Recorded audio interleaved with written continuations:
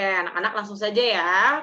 Pertemuan karya ilmiah sekarang sudah pertemuan keempat untuk di kelas 9 ABC. Kita akan membahas seperti yang tadi sudah kita bahas di awal, diulas mengenai abstrak. Bu Risma akan menyampaikan materi tentang penyusunan abstrak itu seperti apa dalam sebuah jurnal. Oke, yang pertama, ada pengertian abstrak. Abstrak itu merupakan suatu tulisan singkat yang menyeluruh dari isi hasil penelitian, sehingga dengan membaca abstrak, pembaca dapat menilai isi hasil penelitian dengan cepat.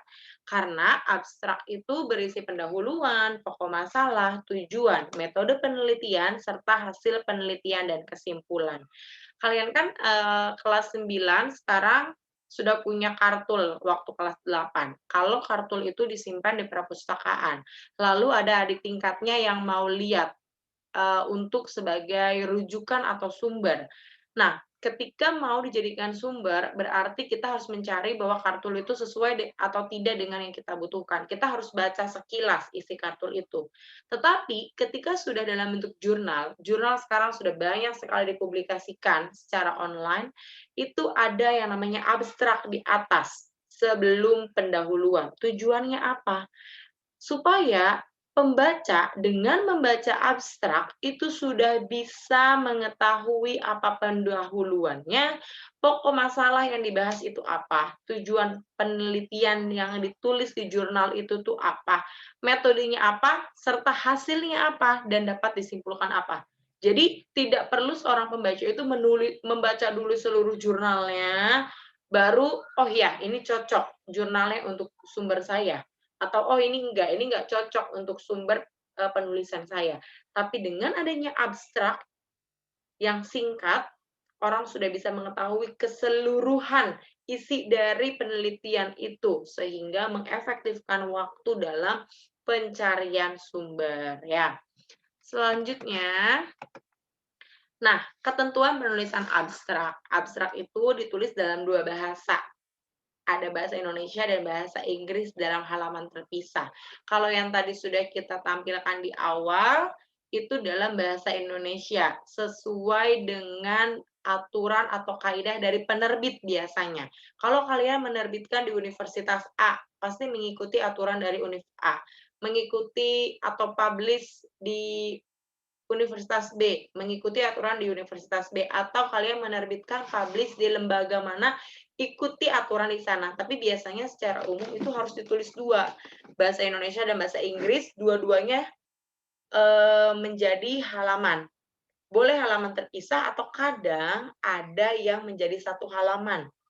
Jadi Indonesia Inggris dalam satu halaman, tidak boleh lebih. Karena panjang abstrak maksimal itu satu halaman. Jumlah katanya pun diatur dalam penulisan abstrak, nggak boleh panjang kali lebar.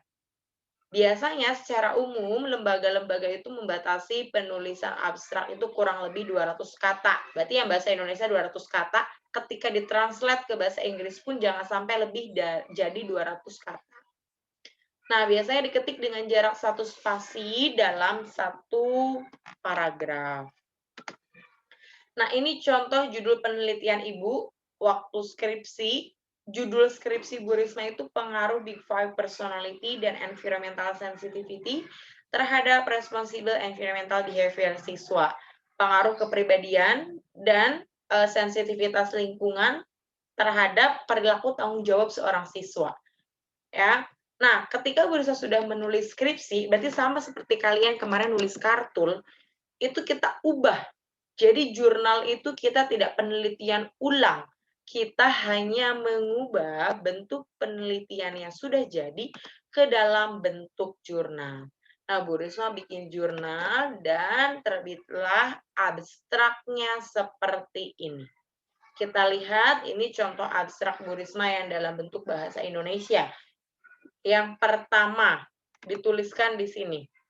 Masalah lingkungan merupakan. Ini apa? Ini pendahuluan atau latar belakang masalah. Masalah lingkungan itu bla bla bla bla bla bla, tapi nggak terlalu panjang. Langsung kalian simpulkan saja dari pendahuluan atau latar belakang yang kalian miliki. Setelah itu, di situ ada apa nih? ada penelitian ini bertujuan. Sudah masuk ke poin kedua. Setelah ada pendahuluan, langsung tujuan penelitiannya apa ditulisin. Setelah tujuan penulisan, dituliskan juga tempat dan waktu pelaksanaan. Ini Bu Risma tulis dulu penelitiannya di SMA Lab School Jakarta tahun 2018-2019. Berarti kalian juga waktu itu mungkin pelaksanaan penelitian dilaksanakan di SMP Lab School Cibubur pada semester 2, mungkin tahun ajaran 2019-2020 gitu ya kan, tahun lalu kan pas kelas 8. Setelah ada waktu dan tempat, selanjutnya adalah metode. Kalau yang kemarin kuantitatif mungkin beragam metodenya, tapi yang waktu kalian menulis penelitiannya jenis kualitatif, ada juga metodenya apa. Mungkin ada yang survei, ada yang observasi, ada yang studi pustaka, dituliskan di sini. Setelah metode, ditulis sampel. Kalau bagi yang kuanti, pasti ada sampel ya, misalkan sampelnya berapa guru kemarin kalian, atau ada berapa siswa, dituliskan. Setelah ada pendahuluan, tujuannya apa, udah jelas nih info dilakuinnya kapan, pakai metode apa, sampelnya siapa, langsung. Hasilnya apa. Setelah dituliskan hasil, ada kesimpulan. Jadi, abstrak ini nih sudah memuat latar belakang atau pendahuluan, tujuan penelitian atau penulisannya, dilakukannya di mana, pakai metode apa, sampelnya siapa, hasilnya apa, lalu dapat disimpulkan apa. Jadi dengan baca abstrak saja, nanti orang udah tahu nih, isi dari si jurnal itu tuh gimana, nanti bisa dipertimbangkan oleh pembaca, oh mau dilanjutin baca atau tidak, karena nih jurnalnya ternyata tentang ini, relevan nggak ya sama yang sedang kita cari. Nah, di sini, di dalam penulisan abstrak, pertama, abstrak itu biasanya rata kanan kiri. Ya, jadi nggak ada menjorok seperti paragraf, dia hanya satu paragraf, rata kanan kiri, dan lihat, ada kata kunci. Apa fungsinya kata kunci ini? Kalau di perpus mungkin untuk mengkolektifkan. Oh, ini jurnal kepribadian, jurnal pendidikan, ini jurnal apa gitu ya. Tapi kalau untuk dipublikasi, untuk memudahkan ketika ada orang yang ngetik di Google kepribadian, berarti bisa jadi jurnal Bu Risma muncul gitu kan, karena berkaitan dengan kepribadian. Lalu selanjutnya dalam abstrak ini juga ditulis dalam satu paragraf seperti yang tadi sudah Bu Risma sampaikan. Oke, selanjutnya ini kan contoh abstrak dalam bahasa Indonesia. Tadi sudah Ibu jelaskan.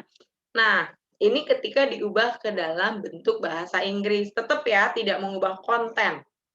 Tapi memang benar-benar diterjemahkan abstrak bahasa Indonesia tadi menjadi abstrak bahasa Inggris, di bawahnya pun tetap ada keyword. Kalau tadi kan di bahasa Indonesianya kata kunci ya, berarti di sini ada keywordnya.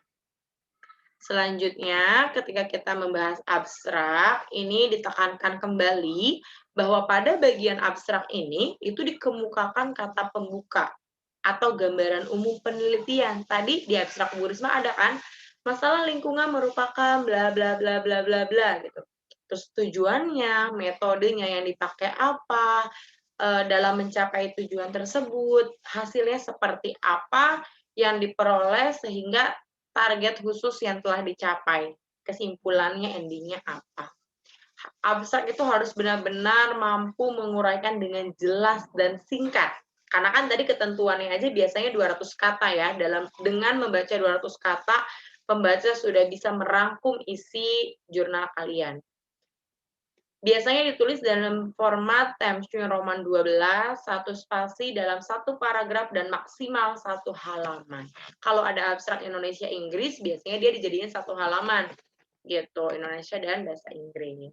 Terus tadi ada kata-kata keyword atau kata kunci, dia ini merupakan kata kunci yang memudahkan pembaca menemukan artikel yang ditulis. Kayak kemarin kalian kartunnya misalkan tentang sejarah olahraga panahan. Berarti nanti cari jurnalnya olahraga panahan, itu nanti yang muncul adalah jurnal-jurnal yang punya keyword panahan gitu. Contoh kata kunci lain mungkin bisa video kimia online, pembelajaran kontekstual, atau asam bahasa dan segala macamnya. Ini yang Bu Risma tuliskan di bawah kata kunci dari, tadi, jurnal Bu Risma, kepribadian, sensitivitas lingkungan, perilaku tanggung jawab lingkungan. Atau diubah dalam bahasa Inggris keyword-nya personality, environmental sensitivity, dan responsible environmental behavior. Nah, terima kasih untuk penjelasan Ibu tentang abstrak. Jadi, Bu Risma tekankan kembali bahwa abstrak ini biasanya merupakan bagian yang sangat penting dituliskan dalam sebuah jurnal. Karena dalam abstrak itu terdapat pendahuluan atau rumusan masalah, tujuan penelitian, metode, waktu, dan sampel pelaksanaan hasil, bahkan sampai kesimpulan dalam suatu penelitian. Jadi seseorang ketika membaca jurnal kita, lalu membaca abstraknya dulu, seorang pembaca bisa langsung menyimpulkan apa isi dari jurnal tersebut. Terima kasih itu penjelasan Bu Risma mengenai abstrak dalam suatu jurnal ilmiah.